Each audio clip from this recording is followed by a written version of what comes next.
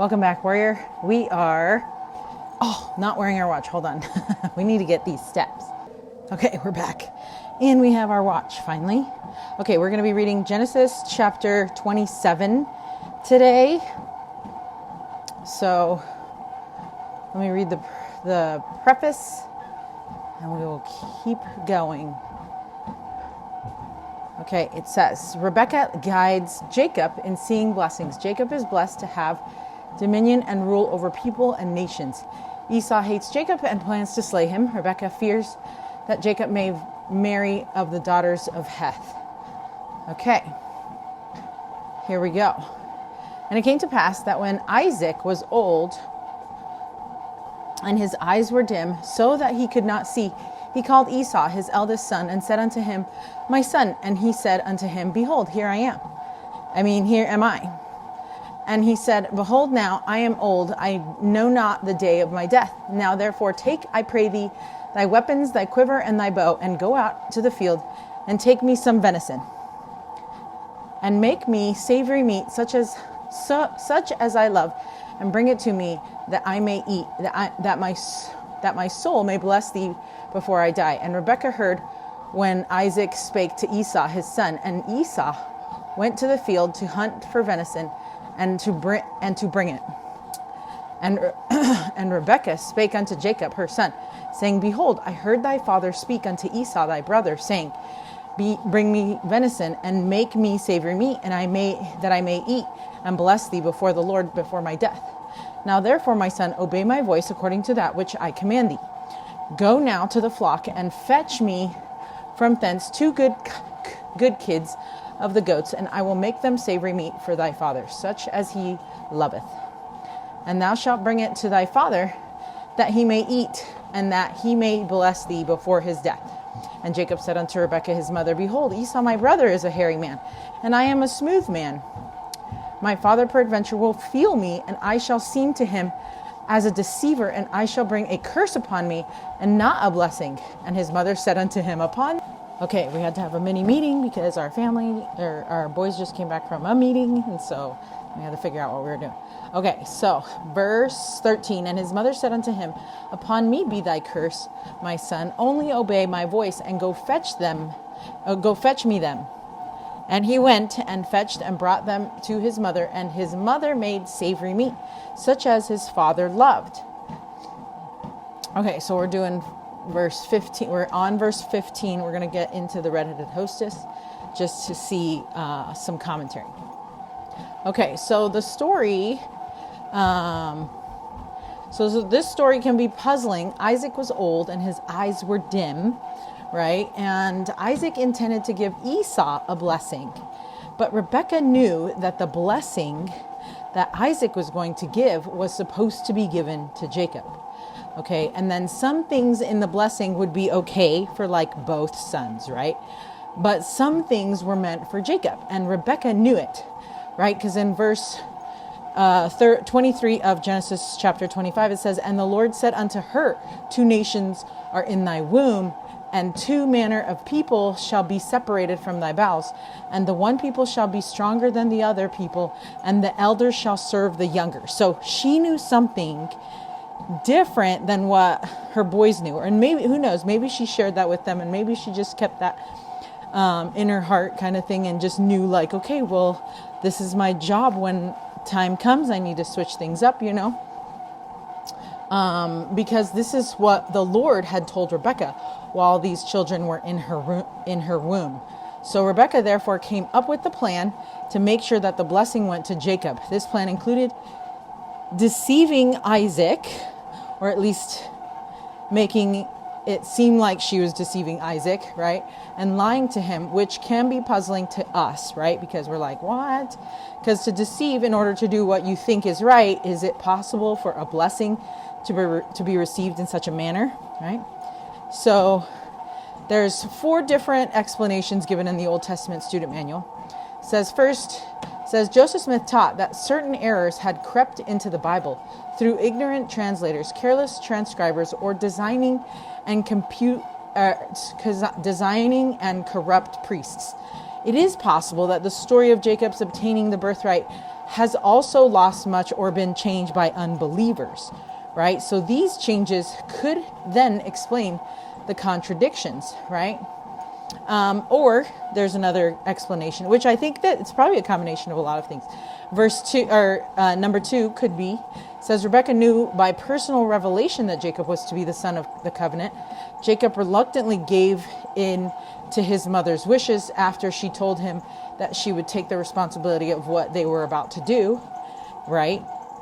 Or third option is, although the early patriarchs and their wives were great and righteous men and women who eventually were exalted and perfected, this fact does not mean that they were perfect in every aspect while in mortality, right? I mean, and that's true. If the story is correct as found in Genesis, Isaac may have been temporarily short-sighted in favoring Esau, or Rebekah may have had insufficient faith in the Lord to let him work his will. Could be that too, because, sometimes we know something that the Lord has told us and we're like, well, how is it going to happen? Maybe he told me because I need to help make it happen, right? Or the fourth option is whatever the explanation for the circumstances surrounding the reception of the blessing. One thing is perfectly clear. Priesthood holders are given the keys to bind and loose on earth and have that action validated in heaven. Once Isaac learned of the deception, he could have revoked the blessing and given it to Esau, right? Like he could have done that, but he didn't. And so that makes me also think about how maybe Rebekah and Isaac knew what was supposed to happen and they were going to have this talk with their kids or whatever. And then somehow, because he got old and maybe super forgetful and couldn't see, right? Maybe he forgot about the pact he forgot about that blessing and the revelation that Rebekah got, and then Rebekah had to figure out like, oh, okay, so he totally forgot, and I guess now it's up to me to make this happen, right? And so, anyways, I think that, to me, that kind of sums those things up. Is like, those are so many different options and so many different possibilities and total speculation for all of them because we don't have all that information. So there you go. Chalk that one up too. Another question that I need to ask people who have passed away.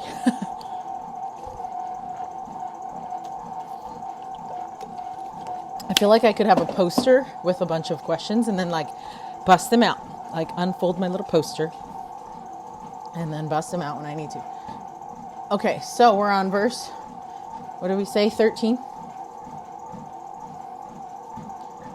Okay, so it says, and his mother said unto him just kidding. We already read that. Okay, we're on 15.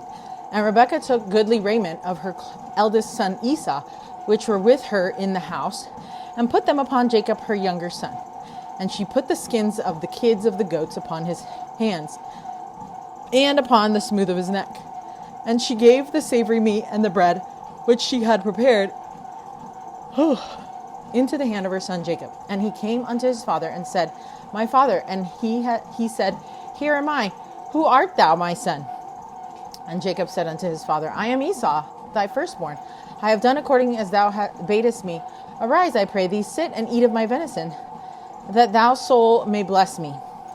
And Isaac said unto his son, how is it that thou hast found it so quickly, my son? And he said, because the Lord thy God brought it to me. And Isaac said unto Jacob, come near, I pray thee, that I may feel thee, my son, whether thou be my very son Esau or not. And Jacob went near unto Isaac his father, and he felt him, and said, the voice is Jacob's voice, but the hands are the hands of Esau. And he discerned him not, because his hands were hairy, and his brother Esau's hands, as his brother Esau's hands, so he blessed him. Okay, so before we get into this blessing, so you might be thinking like, that's wild that he can't tell the difference, right? So my grandpa, just a little story, my grandpa got to be super old, right?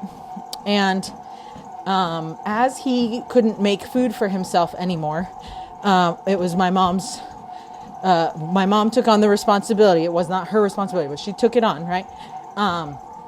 Let's make sure we get the wording right, because, it's not like people have to take care of their family, but they choose to, right?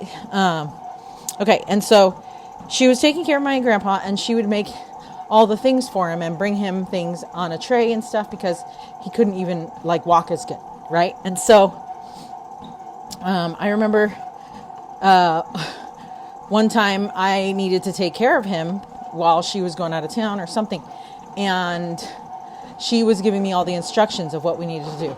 Anyways, my grandpa was big on soda. Like, he loves Coke, but he also had prostate cancer. And so he wasn't allowed to have liquids that were dark. He couldn't have coffee. He couldn't have Coke. He couldn't have dark things, right?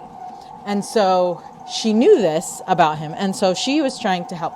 And so she gives me the instructions of, okay, when you serve him the food, for the Coke, what we're doing now is we're just putting 3/4 of the cup of Coke and 1/4 water, because he hated drinking water. And so we were like, okay. And I was like, isn't he going to notice that, like, if you are totally sane and like all there, you know that Coke with this much water, like a third or 3/4 cup Coke and a 1/4 cup of water, you know it's going to taste gross, right? Like, already. Anyway, so I was like, okay, I guess. And I was like, he doesn't notice the difference? And she's like, no, not really. And I'm like, oh, okay. So that's what I did. He never made a comment to me about it. And towards the end there, he was getting Coke, half water. And so, like, she gradually was getting him his, like, hydration, because he refused to drink any water. The only liquid he would ever drink was soda. Now, I should preface this with, in other countries, because you can't just drink their water, if you want to drink water, you have to get it in water bottles. And so I think for other people, they're like, well, if I'm going to buy a bottle, I'm going to have it full of flavor, right? Or something. So I think that's mainly what it is. And they would just use water. Like, this is in Peru. And my parents, or at least my dad, when I went to visit him, it was just like, he didn't even drink water. He was just like, he would only cook with water, but it wasn't like he would drink it. And I'm like, that's so weird. I was so thirsty, always filling up my water bottle from the water bottle with the big jug of water. So anyway, that's just like something. And so I think that, like, even though she was, Rebecca made venison from goats.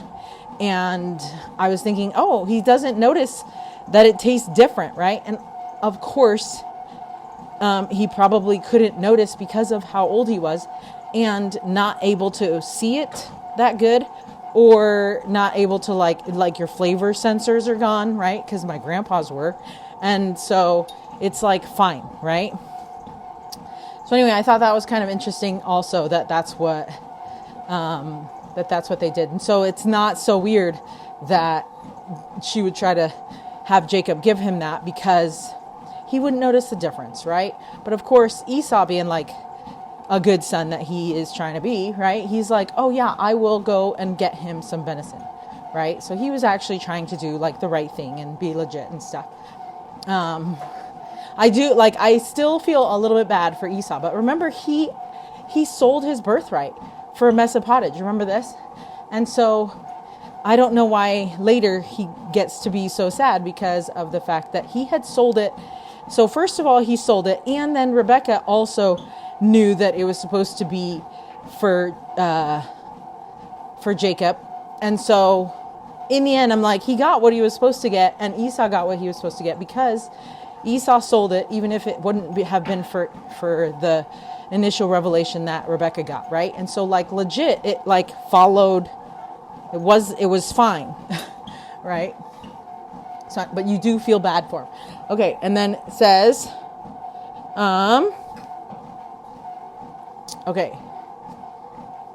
verse 25. And he said, bring it near to me, and I will eat of my son's venison, that my soul may bless thee. And he brought it near to him, and he did eat, and he brought him wine, and he drank. And his father Isaac said unto him, come near now, and kiss me, my son. And he came near and kissed him. And he smelled the smell of his raiment, and blessed him, and said, see, the smell of my son is as the smell of the field which the Lord hath blessed. Therefore God give thee of the dew of heaven, and the fatness of the earth, and plenty of corn and wine. Let people serve thee, and nations bow down to thee. Be Lord over thy brethren, and let thy mother's sons bow down to thee. Cursed be every one that curseth thee, and blessed be he that blesseth thee. And it came to pass, as soon as Isaac had made an end of blessing Jacob, and Jacob was yet scarce gone out from the presence of Isaac, his father, that Esau, his brother, came in from his hunting. And this is so hard because I have 2 sons, and so I'm just putting them in these situations, and it makes it really hard. It makes me feel sad because it's not, and that's the thing. I think in the scriptures, whoever translated it or whatever made it seem like Rebecca really liked Jacob, right? Like Jacob more, and Isaac loved Esau more. I don't think that's how it is. Honestly, like parenting, you love your children the same. I think she was just trying to, because she was such a faithful woman, I think she was just trying to be faithful to the Lord's revelation. And I think she loved her sons the same. I bet it would have been really hard for her to do this because it is really hard when, you know, your sons are supposed to do certain things that you think, and they choose to do different things, right? Because life, right? And so you're going to get different people, or different kids are going to choose to do different things. And so anyway, I just think this would have been really hard for Rebecca. So I don't for one second think, oh, she liked Jacob more, you know. I don't think that. But that's like what it seems like, right? But I don't believe that. So, I mean, you can believe whatever you want about from scriptures, because that's like how it is. When you read, you kind of know for yourself different things. Okay. So then it says, and it came to pass, verse 31. And he also had made savory meat and brought it unto his father, and said unto his father, let my father arise and eat of his son's venison, that thy soul may bless me. And Isaac his father said unto him, who art thou? And he said, I am thy son, thy firstborn Esau. And Isaac trembled very exceedingly and said, so see, you could tell that Isaac was kind of nervous, like, wait a minute, right? Who? Where is he that hath taken venison and brought it me? And I have eaten of all before thou camest, and have blessed him. Yea, and he shall be blessed. And when Esau heard of the words of his father, he cried with a great and exceeding bitter cry, and said unto his father, bless me, even me also, O my father. And he said, thy brother came with subtlety, and hath taken away thy blessing. And he said, is not he rightly named Jacob? For he hath supplanted me these 2 times. He took away my birthright. I love that he worded it that way, right? It wasn't that he took it away. Like Esau gave it away, right? And behold, now he hath taken away my blessing. Well, that your birthright is the blessing. Hello. See, that kind of goes with hand in hand. But he didn't know that, obviously. Esau is like some of the things that he was supposed to focus on, he wasn't focusing on, because if he had focused on them, he wouldn't marry Hittite women, right? So, anyway, and he said, hast thou not reserved the blessing for me? And Isaac, and see, doesn't that make you feel sad? Like, I just picture my two little boys, and one of them being like, but don't you still have a blessing for me, right? Doesn't that make you feel sad? Anyway, and he said, and Isaac answered and said unto Esau, behold, I have made him thy lord, and all his brethren have I given to him for servants, and with corn and wine have I sustained him. And what shall I do now unto thee, my son? And so he was basically asking him, like, okay, look, these are all the things I gave your brother. What would you like? Right? And Esau said unto his father, hast thou but one blessing, my father? Bless me, even me also, O my father. And Esau lifted up his voice and wept. And Isaac his father answered and said unto him, behold, thy dwelling shall be the fatness of the earth, and of the dew of heaven from above. And by the sword shalt thou live, and shalt serve thy brother. And it shall come to pass, when thou shalt have the dominion, that thou shalt break his yoke from off thy neck. So, isn't that kind of sad? I mean, it does feel like a little bit like, dang, he got all of it, right? But I also feel like, you know, and because of the way that Isaac reacted, it does legit sound like he has maybe some dementia, because he has forgotten things, So he probably has a little bit of that with his old age, right? Okay, so let me see. There's a couple quotes here. Okay, so this is what Redheaded Hostess says. When Esau returned, the plan was exposed, and Esau realized that Jacob had received the blessing that Esau desired. In verse 36, Esau says, "Is not he rightly named Jacob? For he hath supplanted me these 2 times." Right? So one of the meanings of the name Jacob is supplanter, and Esau was accusing Jacob of supplanting his blessings, which means to remove or displace by stratagem. Though this appears to have happened, he can see that Isaac did not fix what was done. Perhaps he knew that Jacob was the right one for the blessings of leadership. Also, Esau cannot blame everything on Jacob, right? We were talking about that. Esau's choices had been what really took the blessings away. Esau will later marry a wife in the covenant, but at this point, he had not yet prioritized following the Lord. So how could he qualify for the blessings that were a part of the Abrahamic covenant? This was a moment of realization for Esau. Hast thou but one blessing, my father? Bless me, even me also, O my father. And Esau lifted up his voice and wept. So yeah, I mean, it's legit a sad thing. When we make bad choices, we are still sad that we made the bad choices. And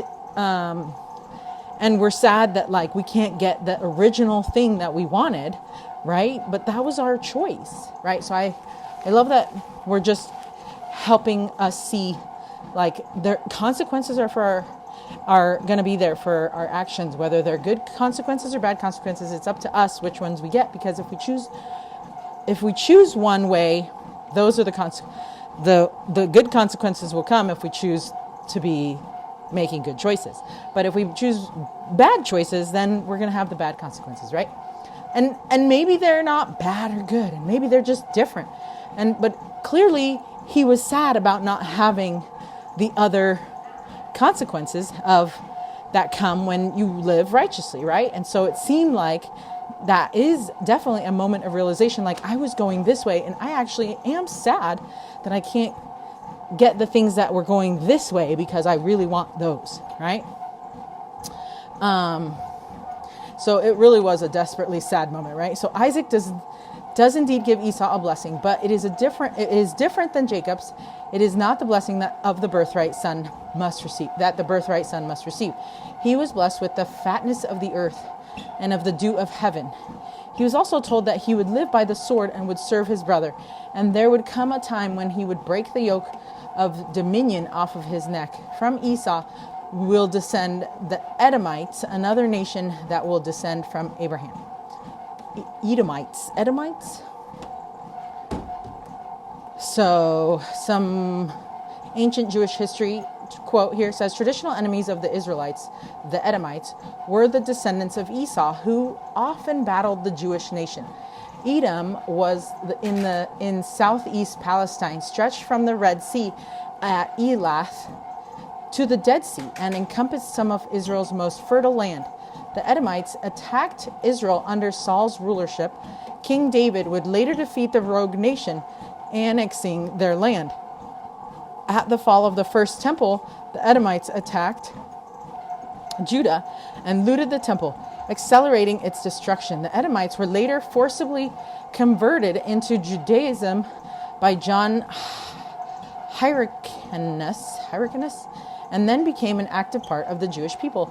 Famous Edomites include Herod, who built the second temple. Oh, isn't that cool? Okay, and quote, ancient Jewish history, the Edomites. You can find more information about that in jewishvirtuallibrary.org. Okay. So, who were the Edomites? Another quote. Because they were close relatives, the Israelites were forbidden to hate the Edomites. However, the Edomites regularly attacked Israel, and many wars were fought as a result. King Saul fought against the Edomites, and King David subjugated them, establishing military garrisons in Edom.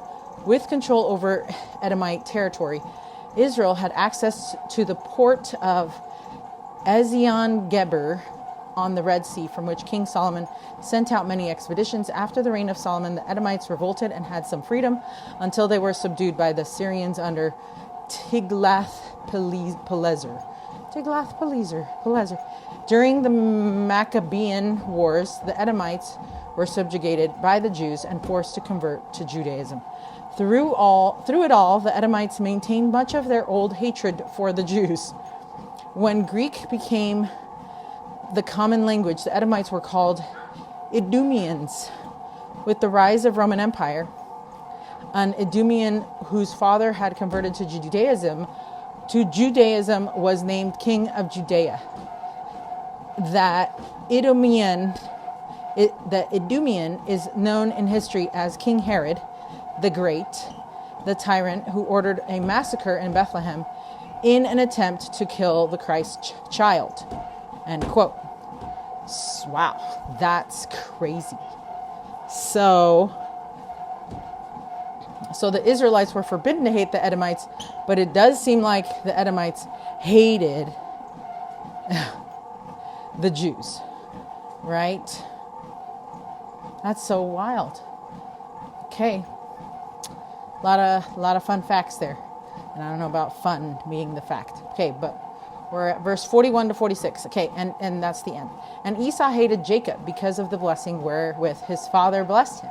And Esau said in his heart, the days of mourning for my father are at hand, and then I will slay my brother Jacob. It's like, first we're going to be sad about my dad dying. Then I'm going to kill you, right? And these words of Esau, her elder son, were told to Rebekah, and she sent and called Jacob her younger son, and said unto him, behold, thy brother Esau, as touching thee, doth comfort himself, purposing to kill thee. Now, therefore, my son, obey my voice, and arise, flee thou to Laban, my brother, in Haran, and tarry with him a few days, until thy brother's fury turn away, until thy brother's anger turn away from thee, and he forget that which thou hast done to him. Then I will send and fetch thee from thence. Why should I be deprived also of you both in one day? And Rebekah said to Isaac, I am weary of my life because of the daughters of Heth. If Jacob take a wife of the daughters of Heth, such as these which are of the daughters of the land, what good shall my life do to me? What good shall my life do me? Oh man. I guess the daughters of Heth were not so good, making bad choices. Anyway. Okay, so now we're going to read a Read It, Live It. Also, did you notice I'm on incline 1 and able to wear my weighted vest? And I can stand up straight. So that's good. Okay, so the Read It, Live It says, okay, I can't. Hast thou but one blessing, my father? Bless me, even me also, O my father. Okay, so after Jacob received his blessing, perhaps Esau wondered if there was anything left for him, right? There always is. God does not run out of blessings. I love that. Sometimes when we look at other people, we're like, man, they've got all the blessings. They must have got all of them, and we think like, it's too bad that we don't have those blessings, right? But that is called coveting, and we're not supposed to be doing that. So A, there's that. But B, I love that the Lord does have blessings for all of us, regardless of what we might think other people have. And we might think they have more blessings. But in reality, we have as many blessings as we have righteously sought after, plus the extra blessings that the Lord always wants to give us.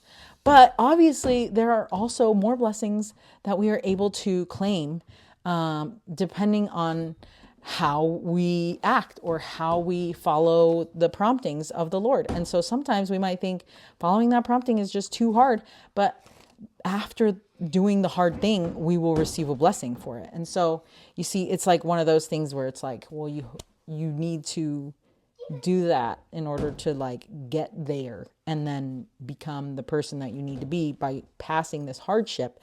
And then there's a blessing over there also, right? And so anyway, the Lord wants to bless us always. And it's just, we need to continue to follow and heed his commandments and promptings that he gives us so that we can become the people that we know we can become, but also the people that the Lord put us here to become, right?